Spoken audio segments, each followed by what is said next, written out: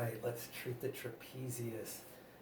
Trapezius, super common area to treat. It's really important to learn how to do this right. It also uses one really basic skill of acupuncture, and that is targeting your non-needling hand on the other side of the tissue. So by that, I mean, like if I'm pincer gripping here, then when I needle, I can target that finger, which is under the fiber I'm targeting. And so that's a basic skill you got to learn. It's useful in a lot of different areas on the body, but this is probably the most common area to use it.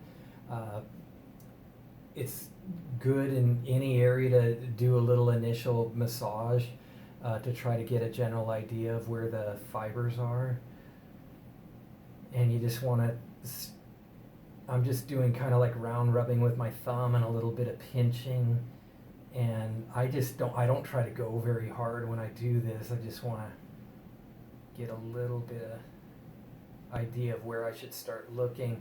And basically I'll use two acupuncture points to chart this whole area. The most medial part here I'll chart is SI15. As I move more lateral, it'll be GB21. When you find the fibers, one way to help find the fibers is if you kind of pinch and roll, so you're rolling it like this.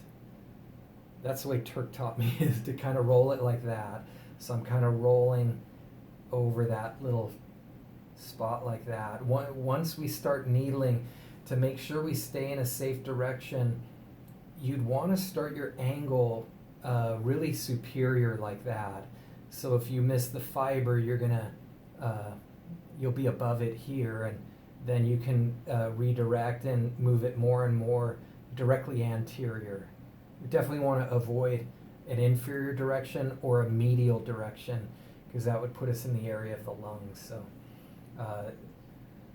with this finger cannot go to the pneumal cavity, so any spot where I can hit my finger is the fair game and safe. Sometimes the fiber will run really far up the neck too, and you might be able to find stuff way up here. When I do that, I'll usually chart it as, say, SI15- bladder at C6 times 4 needles or whatever I use. So that's another area here.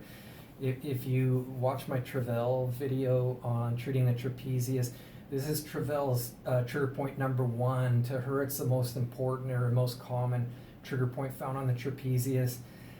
To me, that's her trigger point number 2, I believe. It's just more common for me to find stuff in GB21.